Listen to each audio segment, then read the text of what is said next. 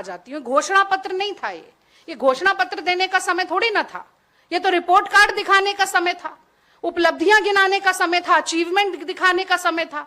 पर जानते थे कि अगर रिपोर्ट कार्ड लेके आएंगे तो मिलेगा नील बटा सन्नाटा, सिफर शून्य बड़ा सा जीरो। तो मैं घोषणा पत्र नहीं कहती, मैं तो जुमला पत्र कहती हूं, क्योंकि जुमले ही जुमले। तो पहली बड़ी बात जो जुमला पत्र में बोली इन्होंने, 1 करोड़ नौकरी। पिछले 11 साल में 2 करोड़ नौकरी किसी साल में दे दी हो तो बताइएगा। पूरे देश में 2 करोड़ नौकरी नहीं दे पाए, बिहार में 1 करोड़ नौकरी दे देंगे। क्या बात कर दी मोदी जी ने। और जैसे ही नौकरी और करोड़ों की बात आती है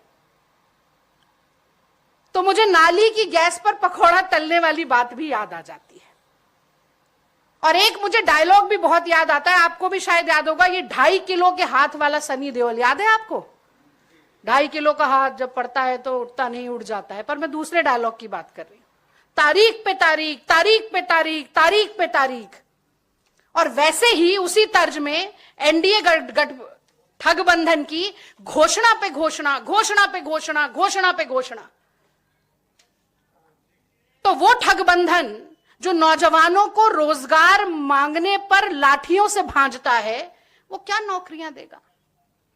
वो ठगबंधन जिसके संरक्षण में 10 बड़े पेपर लीक होते हैं, परीक्षाएं रद्द हो जाती हैं, डिग्रियां बिकती हैं, वो क्या नौकरियां देगा?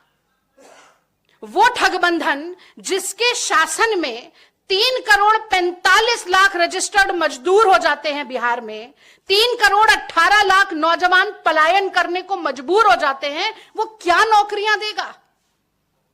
ऐसा ठगबंधन जिसकी नाक के नीचे स्कूलों की एनरोलमेंट रेट लगातार गिरती जाती है, देश में सबसे कम हो जाती है, उच्च शिक्षा का ग्रॉस एनरोलमेंट रेशियो 17% पर आ जाता है, यानी कि 18 से 23 साल के करीब 1 करोड़ नौजवान बिहार में उच्च शिक्षा से वंचित हैं। ये क्या पढ़ाएंगे और ये क्या रोजगार देंगे, ये क्या नौकरी देंगे? मुझे लगता है आज ये सबसे बड़ा पर्दाफाश है इनके झूठ का।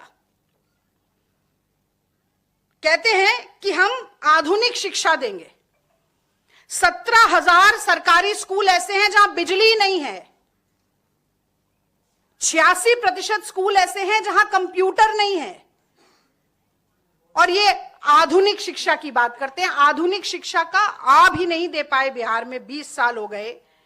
पूत के पांव पालने में ही दिख जाते हैं, अब तो 20 साल गुजर गए, ये आगे भी कभी